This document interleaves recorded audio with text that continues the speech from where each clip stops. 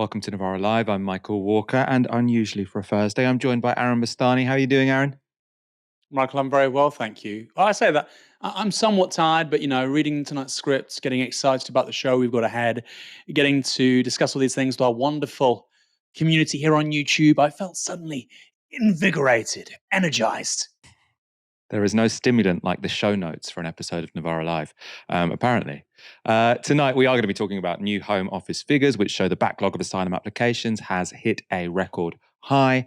Also, GCSE results for England have been released today, and so has Labour Party membership figures. And we'll see how many people still want to be involved in Starmer's party. Stay tuned for all of that. But first, we'll be discussing the developments around the death of Evgeny Prigozhin. If you're going to mount a short-lived mutiny in Vladimir Putin's Russia, don't then get on a private jet in Russian airspace. That appears to be the lesson we can draw from the fate of Evgeny Prigozhin, who died yesterday in a plane crash 180 miles north of Moscow. This is footage of the plane falling from the sky. It was carrying 10 people, 7 of them passengers, 3 of them staff. Among the passengers was Prigozhin, leader of the Wagner group of mercenaries, and Dmitry Utkin, his right-hand man. It's still unclear precisely what brought the plane down, but analysts have indicated the manner of its fall suggests it being shot down from outside, as opposed to there being a bomb on board. And as for where the flight was going, there are unconfirmed reports from Russian media that Prigozhin had just met Russian defense officials in Moscow. The plane was going between Moscow and St. Petersburg. Until recently, Evgeny Prigozhin had been a close ally of Vladimir Putin. In the early noughties, he served as the Russian leader's chef, but he went on to lead the Wagner group, who have fought in conflicts in at least 10 countries, including Ukraine, Syria, Sudan, Mozambique, Mali, Libya, and Sudan. The Wagner group have functioned as on the one hand, a private army, but also as a group Putin could use to do his dirty work at arm's length. Yet that relationship broke down over disputes about the management of the invasion of Ukraine. The BBC gave this useful summary of what followed. It's 2 months to the day since the Wagner chief launched what he called his March of Justice, his mutiny, the insurrection by Wagner forces who'd been fighting on the Kremlin side in Ukraine. They'd rolled unopposed into the city of Rostov. Their demands: the removal of Russia's senior military leadership, who they blamed for setbacks on the battlefield. There were these extraordinary scenes as the paramilitary chief admonished Russian generals. And then they marched on in the direction of Moscow, in a direct challenge to the authority of President Putin. The Kremlin leader called it treachery. Russia, he said, had been stabbed in the back. The mutineers would be punished. But by evening, a deal had been done to end the insurrection. Even though Russian servicemen had been killed, there would be no charges against Evgeny Prigozhin and his Wagner troops. They would have to leave Russia, but the agreement left the Kremlin looking weak. So the agreement left the Kremlin looking weak. Vladimir Putin humiliated. That, of course, means he had the motive to take out Prigozhin. He also had the means. We know Vladimir Putin has the means to take out his enemies because he's done it many times before. But that hasn't stopped his allies pointing the finger of blame elsewhere. A former Putin spokesperson has claimed Evgeny Prigozhin was assassinated by Ukrainian forces as a gift for Zelensky to celebrate Ukraine's Victory Day. But Zelensky today gave short shrift to that theory. First of all, we had nothing to do with it. Everyone knows who had something to do with it.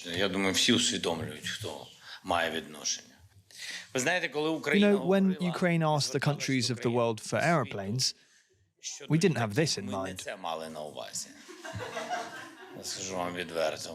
We had something else in mind. We needed support. Although, having said that, it doesn't hurt.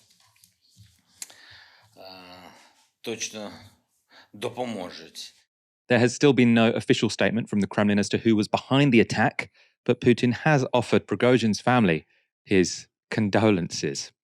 Aaron, if you'd organised an abortive coup against Vladimir Putin, would you get on a private jet in Russian airspace? Absolutely not, Michael. We work in an organisation, as I'm sure many of our viewers and listeners do too. Project management can really raise the temperature. People can get upset with one another. It happens. But falling out with Vladimir Putin is not the same as having an argument over Slack or Microsoft Teams.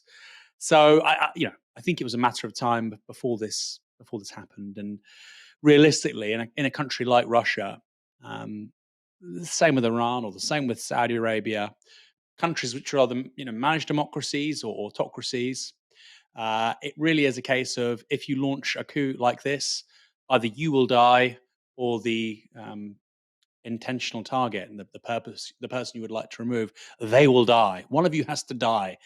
Classic Machiavelli, the Prince. So quite predictable, but the nature of it's also quite strange. Like you say, the inference you were sort of making there with the question you asked me is that didn't Prigozhin see this coming? Because it seems to me that he almost modeled himself as Steven Seagal, Michael.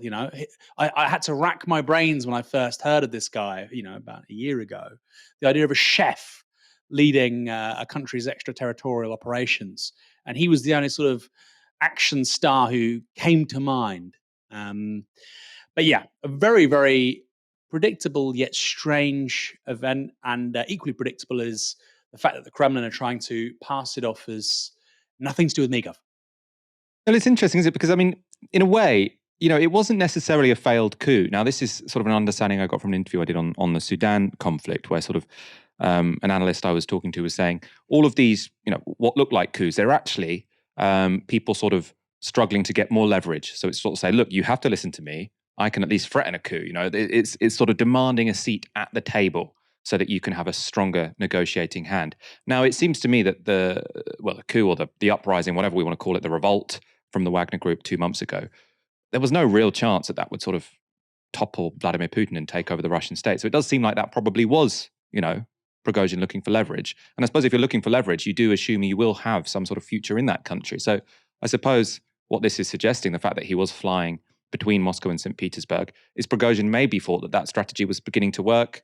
He had sort of asserted that he has his own interest and his own claim to authority in Russia, and he felt that he was being brought back in to take part in certain projects which he might have more control over than he did previously. He was annoyed about the top brass in the Russian military because he thought they weren't following the strategies he wanted to. So potentially he was sort of on cloud nine, thinking, yes, I've tried this coup, it's working really well. They're inviting me back in the fold. I'm going to be more important this time. And then boom, his plane gets shot out of the sky. It does seem like a bizarre decision to make, but I suppose that's the most I can make sense of it. I think he thought that his uprising had given him more power, more leverage, and that's why he felt that he was, safe flying in Russian airspace. Of course, that was not to be. What does it mean for the Ukraine war? This is analysis from Dan Sabat in The Guardian. Evgeny Prigozhin apparently being killed on the same day that it emerged General Sergei Surovikin had been relieved of his command of Russia's Air Force means the two most effective leaders in the first phase of the Ukraine war are now gone. Their removal a victory of sorts for the old guard at the Kremlin. The Wagner Group, headed by Prigozhin, led the capture of Bakhmut, Russia's only battlefield gain so far this year, and it was his ally, Surovikin, in his short period of overall command in Ukraine, who began building the defensive fortifications that are seen as so important to the invaders' position today. However, the conduct of the invasion has changed since the fall of Bakhmut, and Prigozhin's brief, failed rebellion at the end of June. Wagner's 15,000-strong light infantry force has been absent from the battle since late May, and after the rebellion has been effectively broken up. Surovikin, already demoted from overall command, has been out of commission and possibly imprisoned since June, given his close relationship with Prigozhin and his presence in Rostov, where the short-lived Wagner march to Moscow began. So they've taken out, obviously, the leader of the Wagner Group, and they have demoted or sacked his top ally in the formal Russian military. Now, Saba says this means the position of longtime Defense Minister Sergei Shoigu and the military chief of staff Valery Gerasimov has been consolidated. Aaron, Putin has shown, beyond all doubt, I think, that he can take out any of his critics. No one is above reproach if they try and cross Vladimir Putin. Is that a sign of strength? Or, it's a bit ridiculous to say the mask is off because the mask has been off for a while. I suppose before I preempt your answer, does this just prove how powerful Putin is, or is there also sort of a sign of weakness here? I don't think it's a sign of weakness in the slightest. I mean, I think that's obviously a nice way to spin it. But the point is that the Putin project in Russia is, continuity Tsarism. When he sought to sort of justify the invasion of Ukraine or talk about Russian foreign policy interests, he puts himself in the same breath as Peter or Catherine the Great. So I don't think necessarily that, he's not playing a more sort of collaborative sort of game here. That means he's weak. I think that completely misreads the situation and just the cultural nature of Russian politics over the last several centuries, frankly. And I think also that goes back to the point you made earlier on, Michael, about how actually this is people playing for leverage, and this is something I heard about in Sudan or elsewhere. Russia is not the same. You don't do this in Russia, Michael. That is a very long history of concentrated power right at the top, and how politics operates. It is not like that. I found it quite funny as well, Michael, the way you talked about Surovikin. Oh, where's he gone? Maybe he's in prison. Again, it speaks to such an alien political culture to our own. We haven't seen him on Instagram for a few months. Maybe he's in prison. I think as well, there's a very sui generis nature to Russian politics and Russian military culture, because it has aspects, obviously, of a global North country, highly advanced, technologically advanced country, but then incredibly, incredibly different to the sort of liberal democratic norms, or even what are called the polyarchical norms of Western democracies. So we like to talk about ourselves as liberal democracies. What does that mean? We're liberal. We believe in property rights, individual rights, rule of law. We're also democratic, popular sovereignty.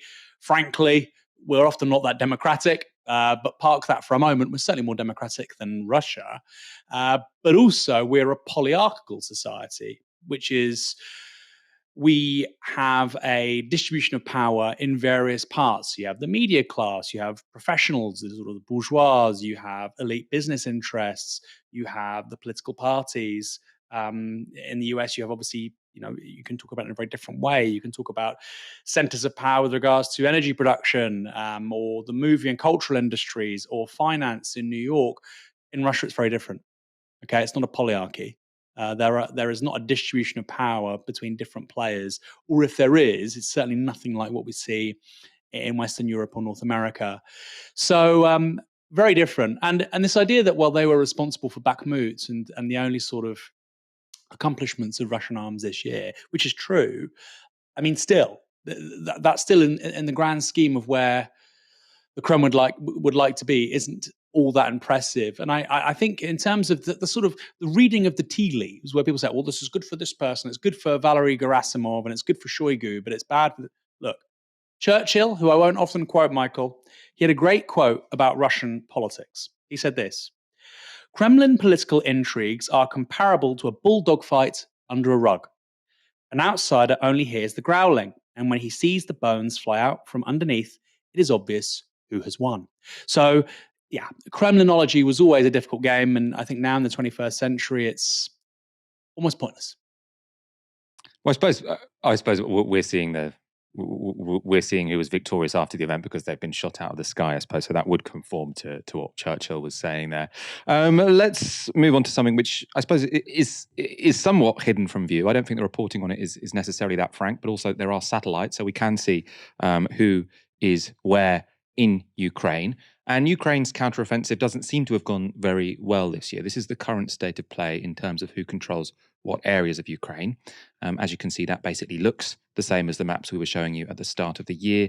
And compared to Ukraine's ambitions, which were to breach through Russia's land corridor to Crimea, it looks fairly disastrous. And that seems to have taken its toll on the public mood in Ukraine. The Economist magazine, which has been very supportive of Ukraine in the war, has said the sluggish counteroffensive is souring the public mood in the country. And they write this: the public mood is somber. Criticism of Volodymyr Zelensky, the president, has increased, and the reasons for the dissatisfaction are clear. Having once promised a march to Crimea, occupied and annexed by Russia since 2014, the political leadership in Kyiv now emphasizes more realistic expectations. We have no right to criticize the military sitting here in Kyiv, said Serhiy Lychenko, a spokesman in the presidential office. He likened frustration with the speed of the counteroffensive to impatient customers waiting for their iced lattes in the capital's many hipster cafes. This isn't a horse you can whip to go faster. Every meter forward has its price in blood. Later in the piece, The Economist makes this admission, which seems quite significant to me. For young men in constant danger of being served conscription papers and sent to the front, the pressure is particularly intense. Those keen to fight volunteered long ago. Ukraine is now recruiting mostly among the unwilling. Aaron, of course, this is not unusual. Most total war situations require some form of conscription. They can't just sort of rely on the enthusiasm of the population to keep volunteering themselves to stand in harm's way. But I suppose the story at the start of the Ukraine war was this huge popular explosion, a genuine popular explosion of people wanting to resist the Russian invasion. You saw sort of people make those Molotov cocktails in Ukrainian town squares, lots of people volunteering to join the army. It does seem that at this stage in the war, the keen, or many of the keen, have been killed. And now what you've got is this real hard slog where you've got loads of people going to the front line and dying, and you are having to, I suppose, forcefully conscript people into the army to put themselves in harm's way. Now, none of this is to say, oh my God, the Ukrainians are trapped by Zelensky and they don't actually want to be in this fight, and they're just dragging their heels and this is all being done against their will. No, everything indicates that the people of Ukraine want to resist Russia and they see this as worth it. But it seems very different to how it did at the start of this war, doesn't it? Very different, and in many different ways. But on the point of the conscripts, Michael, and this is something you try to talk about on Twitter, and it's frankly impossible to have a sensible conversation about this on Twitter. The longer this goes on, the more existential this becomes for Ukraine. And that's why Russia wants a war of attrition. Because if you look at the sort of demographic pyramid of Ukraine, obviously you've had depopulation there over the last sort of 30 years. Birth rates have collapsed over the last 30 years. Millions of Ukrainians reside beyond that country's borders because, of course, there are just better economic and political opportunities elsewhere. There was very little consent for the political system that they had until Zelensky. Zelensky became something of a unifying figure, particularly with regards to national security after Russia invaded. But he was seen as something of a unifying figure. Although, of course, he is, he's a player within a broader system, which we have to be quite realistic and honest about, is controlled by oligarchs, right? Who have their various regional coalitions and interests. So, war of attrition is very bad news for Ukraine. And it does annoy me and upset me and anger me, frankly, when I see sort of Westerners or Western journalists, Western influencers going, this has to go on for as long as possible until Ukraine wins, because that's music to the ears of the Kremlin. Now, I'm not suggesting they have to, wave the white flag or give up. But when people say that, I don't think they realize how weak Ukraine's demographic pyramid is and what that means. They have a population around a quarter that of Russia's.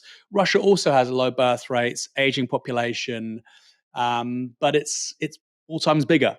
So that means it's going to have a much longer enduring capacity to fight a war, unless there's a complete lack of domestic confidence in the Kremlin, which of course is why a lot of people were getting so excited about the Prigozhin stuff a few months back. But all things being equal, they will just grind the Ukrainians down. And in response, somebody might say, well, you could have said the same thing about the United States occupation of Vietnam. Right? We've had many wars of national liberation where a much smaller country has defied a much larger one. And that's true. But the point is, in those cases, the median age of the average Vietnamese male during the 60s, 70s, I think they were teenagers, early 20s.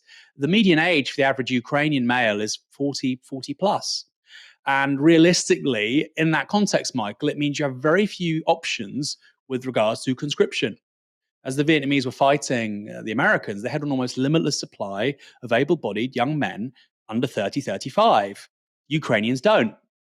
And this is a relatively new variable, actually, in terms of global conflict, because, average ages are much higher than they used to be because we have lower birth rates and people are living longer. So I think it's a little bit outlandish, frankly, to think that a longer war and that Ukraine rather, should continue for as long as possible. The idea that that's in their interest, I think, is misguided. And actually take it to its logical conclusion. If you saw something like a 5-10 year war, I think, frankly, Russia would decimate Ukraine's ability to even sustain itself as a polity. That's just my read on it. Now, people are welcome to disagree. I think that's because of its demographic pyramid and so on. People are welcome to disagree.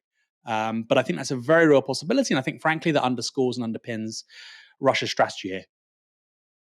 We got an update. The New York Times now is suggesting that American military analysis suggests that the plane was brought down by an explosion. So not a missile from outside, but an explosion on it. They say it could be a bomb or adulterated fuel is being explored. So it seems as if the plane was tampered with before it took off, either by planting a bomb or tampering with something else. So this is American intelligence suggesting it wasn't blown out of the sky, which is, I think, what most analysts seem to have been pointing to in the media today. Before we move on now, I suppose the counter to what you've just said might be that the nature of warfare has changed somewhat. Yes, this seems to be like kind of an old-fashioned war in terms of a war of attrition, but were Ukraine to get much higher tech military equipment, then maybe that would swing the dial, and even without sort of a limitless supply of soldiers, they could push Russia back with increased sort of drones or F-16s. They're getting delivered some jets now, or long-range missiles. What do you make of the idea that maybe the Ukrainians, their strategy is just to stay in this long enough to build up sufficient Western arms that they can, the stalemate can be broken? So I'm not a military theorist. I'm not a military historian. I talk about the demographic angle because that's something I do know something about, and I think I can add value to our audience. But that is the counter argument. And the reason why we're seeing the counteroffensive, Michael, the whole point of the counteroffensive, it wasn't to get the Russians out of Ukraine. That would have been nice. But it was to basically create a much better and superior situation for the Ukrainians to negotiate a peace settlement from. That was the hope, right? Have the Russians on the back foot, present Putin with the possibility of a rout and a huge political humiliation for him at home. And you might have seen something like, okay, we'll normalize relations in Crimea, and we have to return to the status quo ante of, January 2022, right? So you might have Crimea might be a special zone administered jointly. You have to leave the Donbass, et cetera, et cetera, et cetera. Something like that. I'm not suggesting the Ukrainians should accept that or whatever, but I think that was the point of the counteroffensive. And when people say, well, the counteroffensive isn't going as well as it should be, that's what they're referring to. Okay, well, the bargaining position now of Kyiv isn't what we would have hoped. The point about the technology is really interesting because actually Russia's war machine, its capacity to produce armaments has been pretty good. And obviously Ukraine is dependent upon Western arms manufacturers for many bits of kit. And actually many of those haven't been able to step up. It's been a really interesting, that's not a nice word to use, but it is frankly of importance going forward to security across Western Europe. They haven't been able to ramp up production of armaments like the Russians have.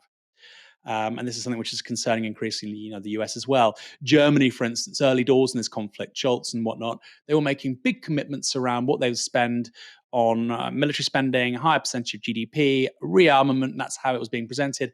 A lot of that's kind of just gone out the window now. There isn't the political appetite for that in Western Europe.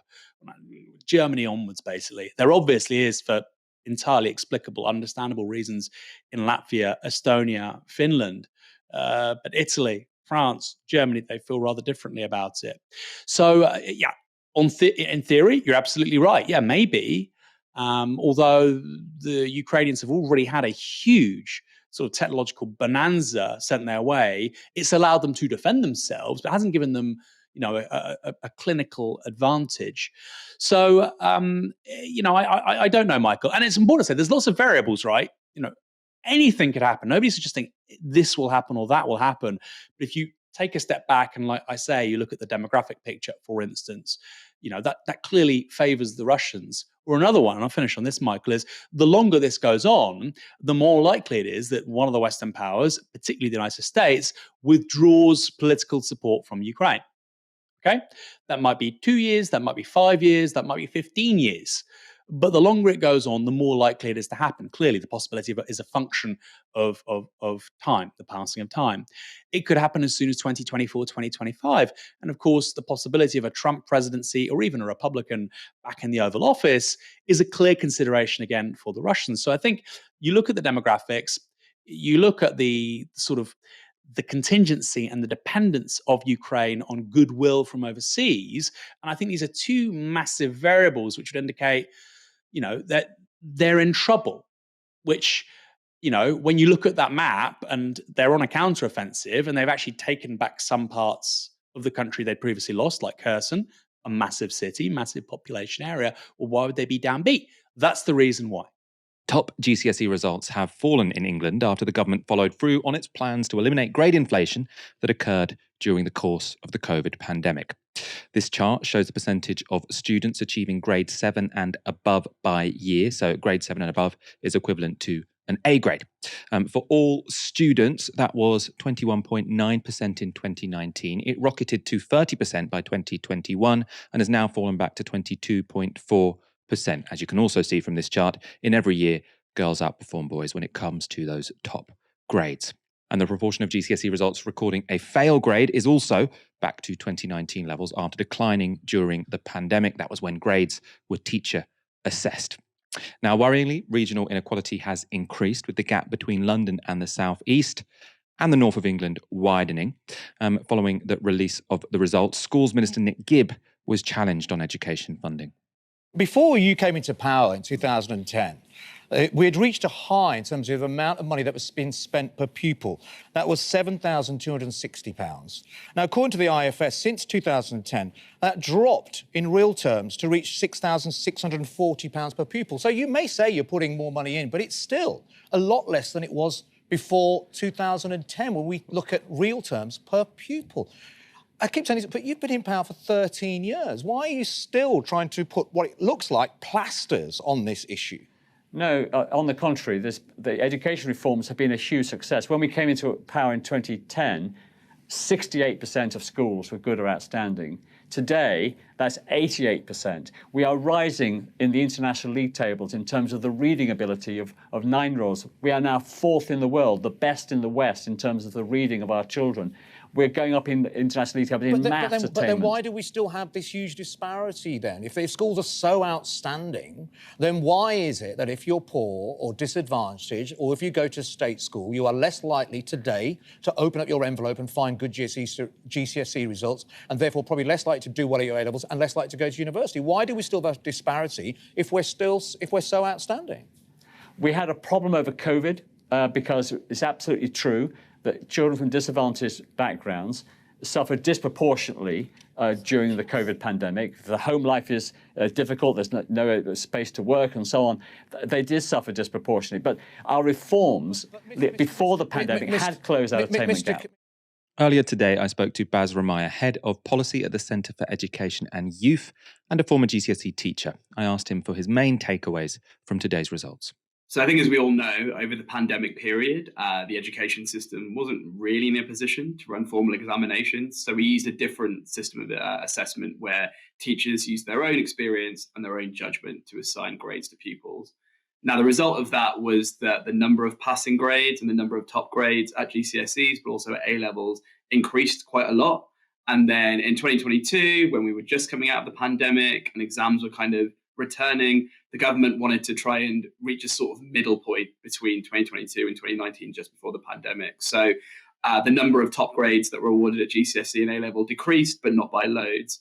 But this year, the government was really clear that what they want to do is they basically want to get the number of top grades being awarded at GCSE to pretty much where they were pre-pandemic, so what the grades looked like in 2019.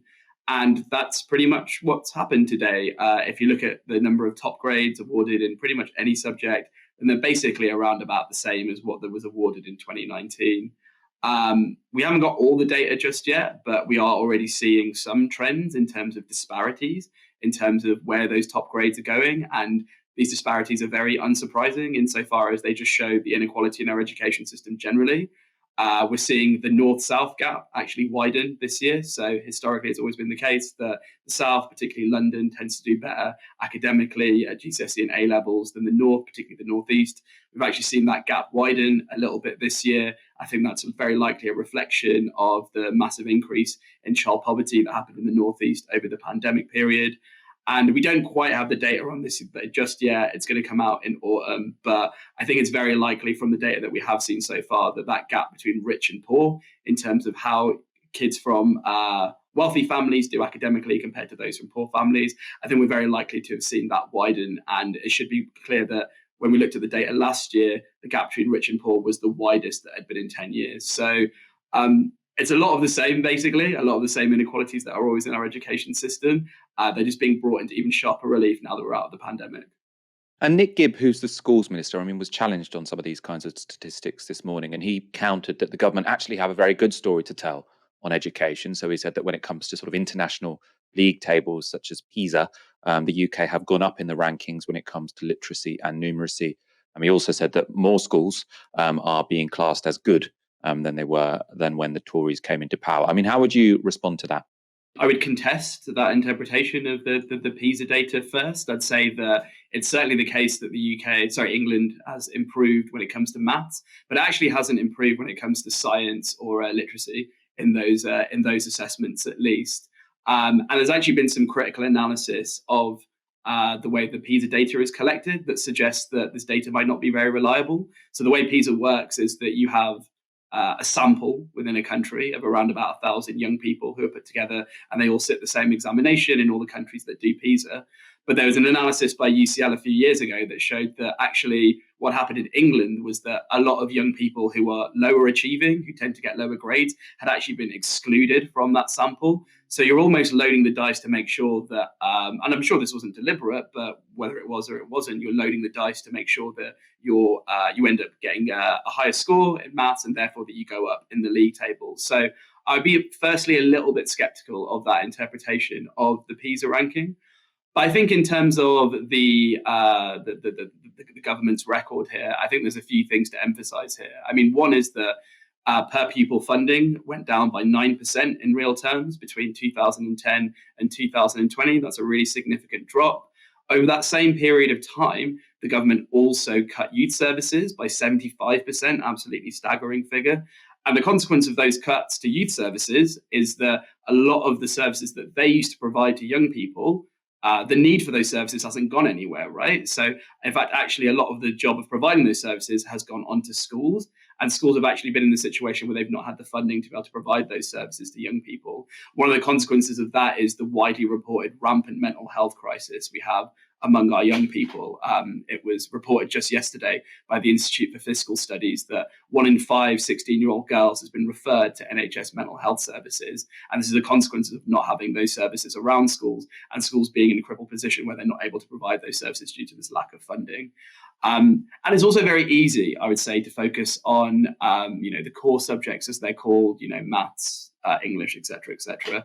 But let's look at other subjects. So we've seen a gradual decline of participation in creative subjects, so arts, drama, music, GCSE and A levels. A really significant decline here. And we know from the survey evidence, we know from interviews with head teachers that a lot of that is because these subjects are quite costly to run, they're quite resource intensive, and the consequence is that schools aren't able to afford to put them on. And with them not being able to put them on means that young people aren't able to participate in these creative subjects. And the consequence of that is that young people aren't getting to come out of school with qualifications in these subjects. And the irony here is that this is actually one of the things that business leaders say that they want. They want young people to be entering the workforce with skills in communication and creativity that you learn from creative subjects. So I think the government's record here is much more mixed than it would have it purport to be. In a broader sense as well, where do you think we are in terms of helping kids catch up from missing school in the pandemic? I mean, as far as I understand it, the rates of truancy have sort of massively gone up. Where do we stand there? Yeah, I mean, attendance is the big issue of our time in education. I mean, some of the figures here are absolutely staggering. We're talking about frequently hundreds of thousands of young people who are routinely absent from school now. And that is a new phenomena that's emerged over the pandemic.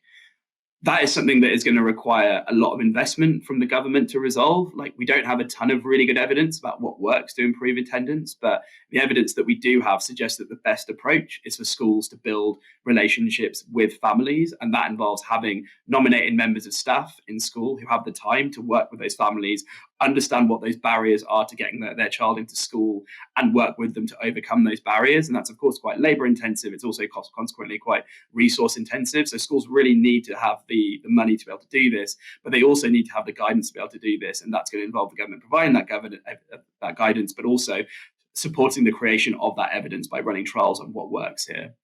We also know that one of the really effective ways of catching young people up on learning that they lost over the pandemic period is through experiencing and receiving one-to-one and small group tutoring. Now, the government actually already knows this, which is why their flagship policy for catching young people up after the pandemic was what was called the National Tutoring Programme. great idea. The idea was to give disadvantaged young people on free school meals, access to one-to-one and small group tutoring.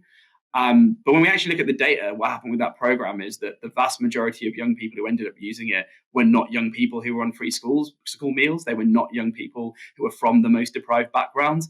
And the consequence is that you have this great idea that's ultimately been poorly delivered by the government.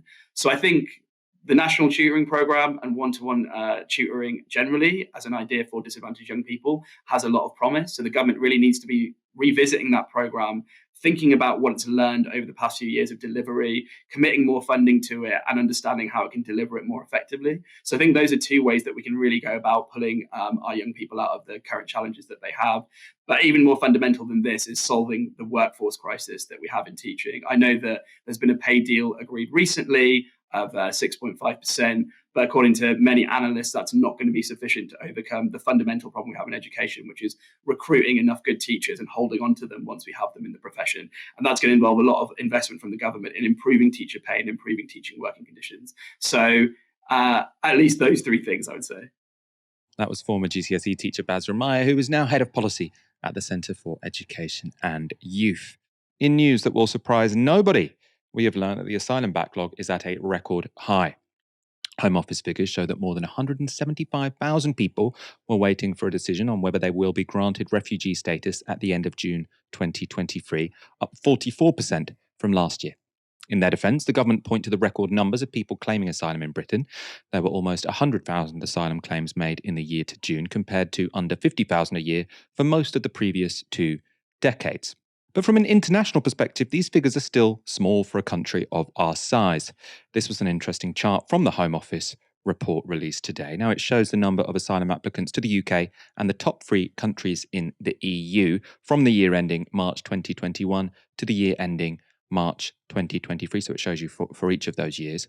Now, the dark blue bar shows asylum applications to Germany, which are always the highest. They reached over 350,000 in the year to March 2023. Next is France with 200,000 applications. That's the grey bar. And Spain had 150,000 applications. The UK, you can see in the light purple, had 100,000. Now, these figures, I was surprised because Germany looked sort of higher than I'd seen it before. These figures include main asylum applicants and their dependents. So sometimes when people apply for asylum, they say, I want refugee status and I also want my family to have it. So that's why those numbers look a bit higher than figures I've seen elsewhere.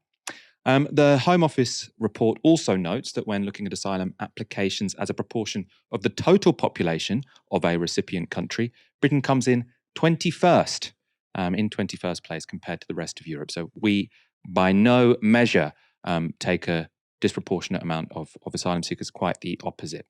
The statistic I found most interesting, though, was this. The top 2 countries of origin for people crossing the Channel on small boats between January and June this year were Afghanistan and Iran, right? So it's people crossing boats, which are, the big political story. That's what Rishi Sunak is talking about. And the top 2 nationalities, Iran and Afghanistan. Now, Aaron, I saw you today pointing out on Twitter that these are 2 countries against which the UK has economic sanctions placed. So explain to us why you think that's significant. Well, I think it underscores a real inconsistency in terms of foreign policy and actually, rhetoric around migration policy in this country too. So on the one hand, somebody will say, those are awful regimes. And I agree, by the way. Those are awful regimes. We have to get rid of them. That's why sanctions are justified. Okay. Well, if they're such awful regimes, then surely you will allow anybody fleeing them asylum in this country. Oh no, we can't do that. So it's got to be one or the other. Either they're so bad they merit sanctions because you want to see effectively regime change, or they're sufficiently okay that you won't accept refugees from them. You can't have both of these things. You can't have both these things. It's like Schrodinger's foreign policy. They're so awful we have to have sanctions on them, but they're not so awful that we have to accept people fleeing them, fleeing persecution or state breakdown or low-level civil war or theocratic government. Very strange. And then on the one hand, you'll have often with the same people having this real inconsistency, and let's be honest, they're mostly from the right. They will say, well, these aren't really refugees, they're economic migrants, they're coming here to improve their lives. Well, the distinction between economic migrant and refugee is pretty slim most of the time, but it's particularly slim when you're talking about a country which is being subject to some of the harshest sanctions in human history, which is the case with Iran. The whole point of sanctions is to economically strangle a country. So, yes, inevitably, people will leave because they want to make a better life for themselves elsewhere. Now, I'm not necessarily making a comment here on whether or not there should be sanctions on those two countries. I don't think there should be. There most certainly shouldn't be on Afghanistan, I think. People say, well, it's such an awful regime. They're awful to women. We need to get rid of it. Who do you think suffers from the sanctions? You think it's government officials in Kabul? Who do you think sanctions affect? Who do you think they affect when there's tens of millions of people in a particularly harsh winter in Afghanistan facing starvation? Who do you think the sanctions impact? Or in Iran, who do you think after 30, 40 years of sanctions, who do you think is affected the most in Iran by the sanctions? You know, my auntie, Michael, she had £10,000 of life savings in HSBC when it operated in Iran. She's lost it for good. My auntie, she's a woman, she was a businesswoman.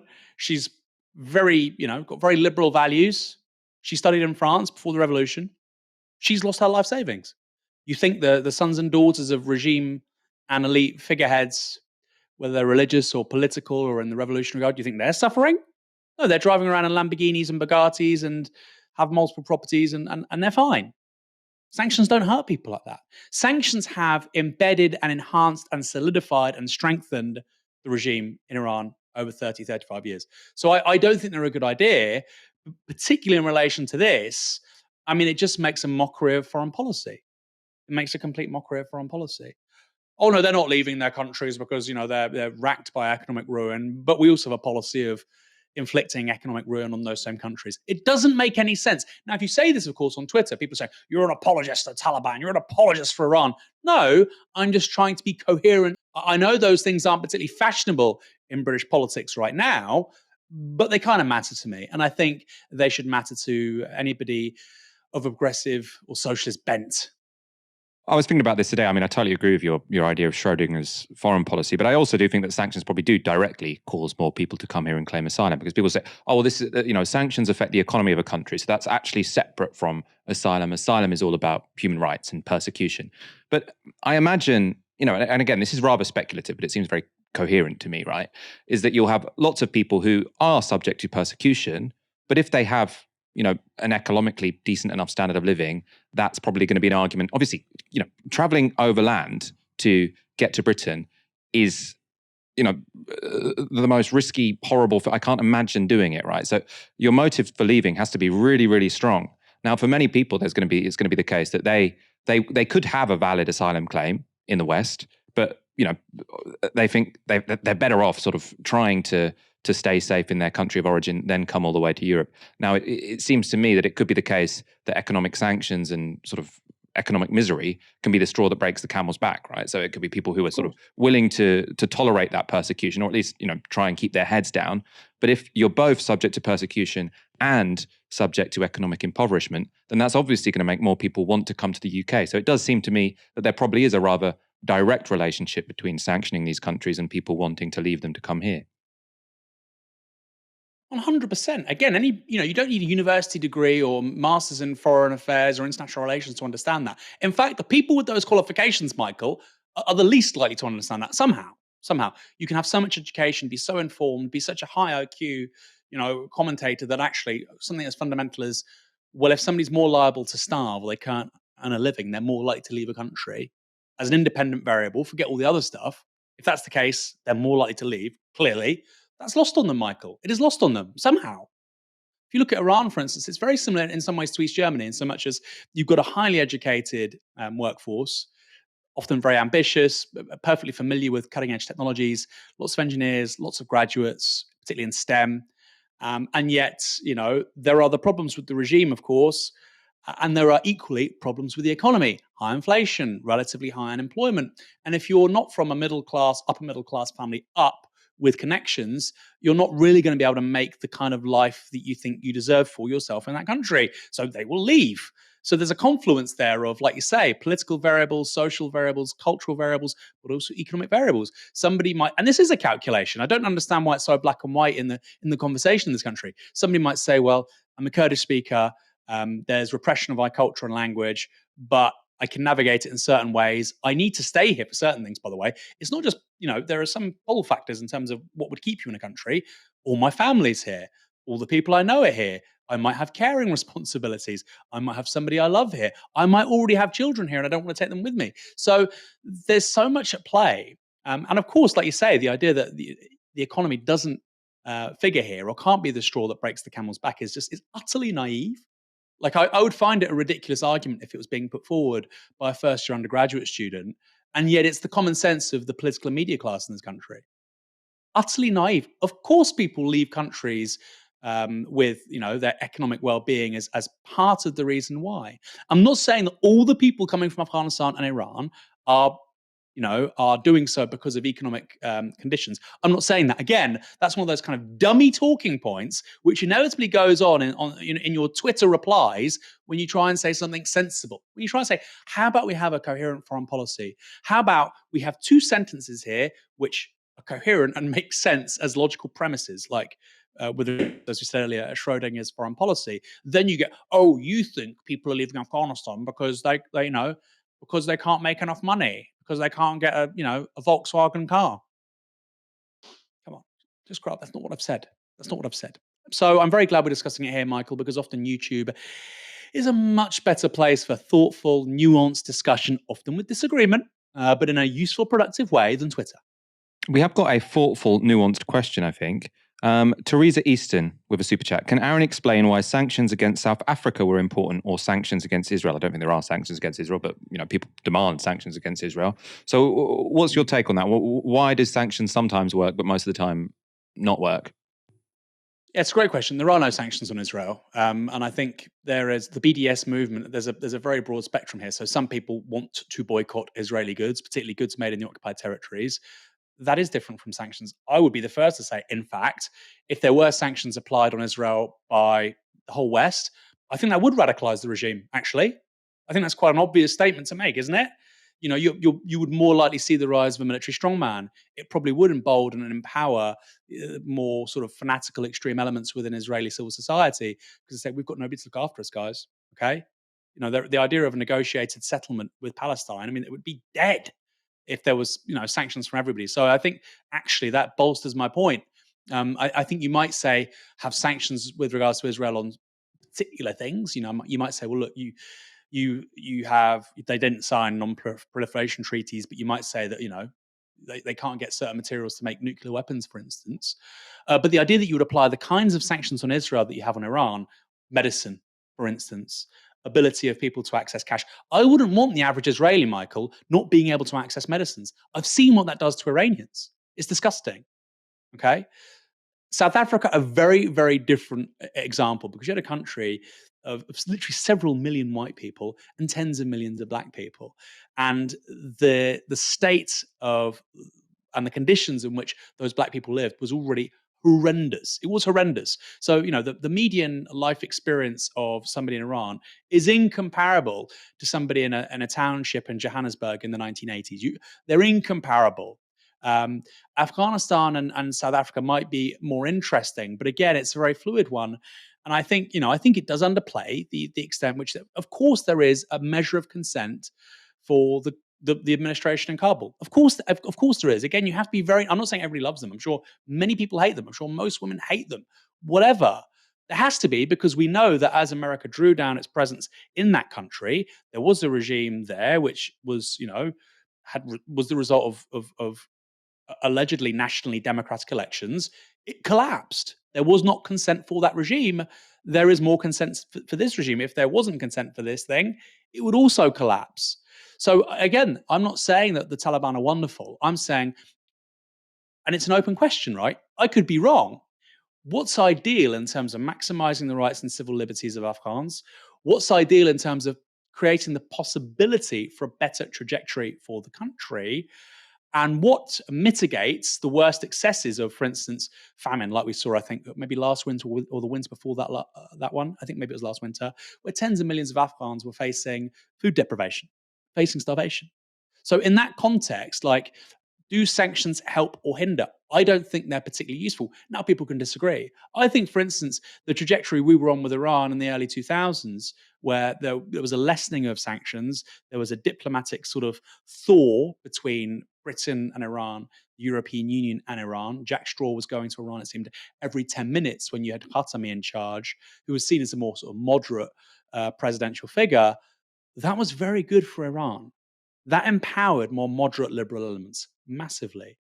And again, with the Obama deal, that emboldened and empowered more liberal elements. What Trump did is actually to justify the position of ultranationalists and authoritarians. So I just don't think it works. I think it worked in South Africa.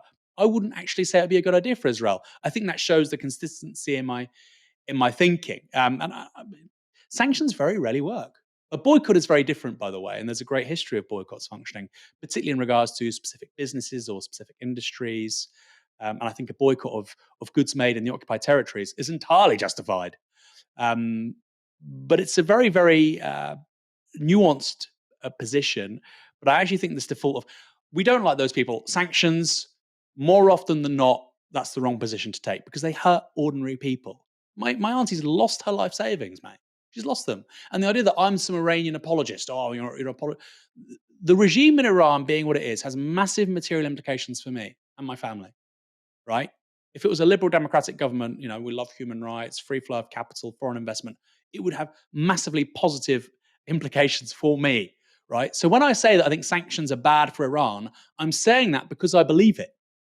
Let's go to our final story. Labour membership fell by 25,000 in 2022, but the party remains in good financial health. That's the news from a new release by the Electoral Commission.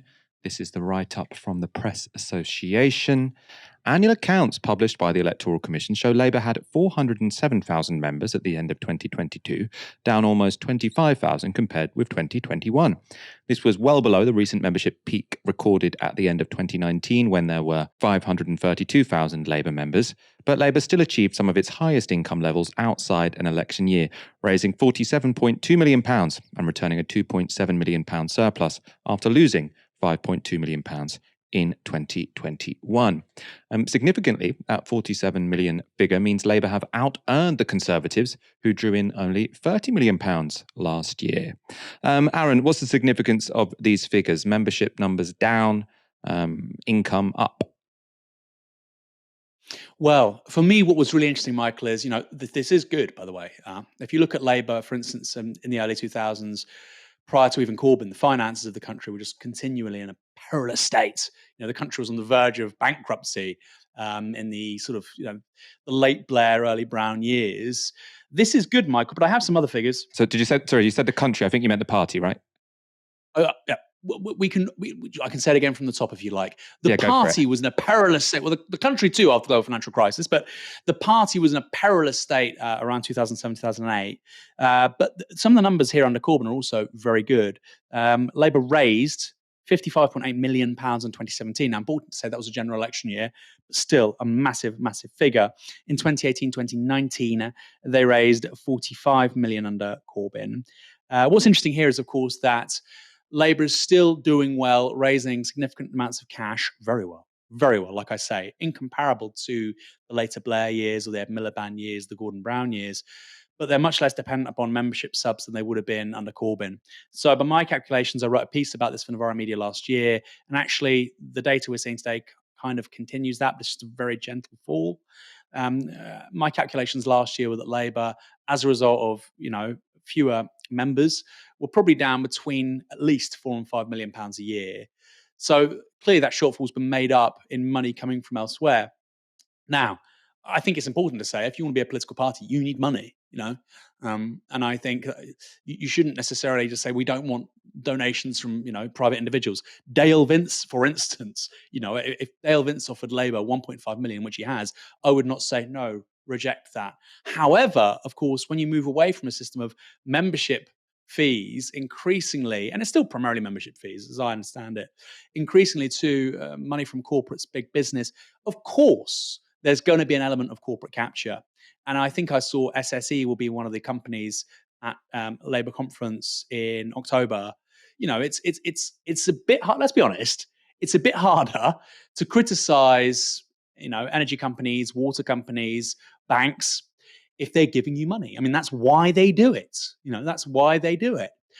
So I'm not going to bash Starmer or Labour on this. They need the money. It's good they raise the money. They have to do that in order to beat the Tories, who remain, for now at least, the party of the 0.0001%. But it's something to keep an eye on, particularly in an election year. And I think there is a very real possibility, Michael, that over the next sort of 18 months, the Labour Party becomes the sensible party of the centre-right. Now I know to some people that's music to their ears, because it would basically be fatal for the Tories. If they do that, then it means a lot more money will be flowing in. But there is a huge downside there, which is, we really have corporate capture of both major parties, and there's little substantial difference between them in terms of solving the major problems affecting most people. Let's wrap up there. Thank you, Aaron, for joining me tonight. Always very interesting. My pleasure, Michael. We covered a lot of topics. So expertly chaired as ever, and we're a few minutes under time. So well done you. Thank you very much. Thank you, everyone, for watching this evening as well. The show will be back tomorrow from 6 p.m. For now, you've been watching Novara Media. Good night.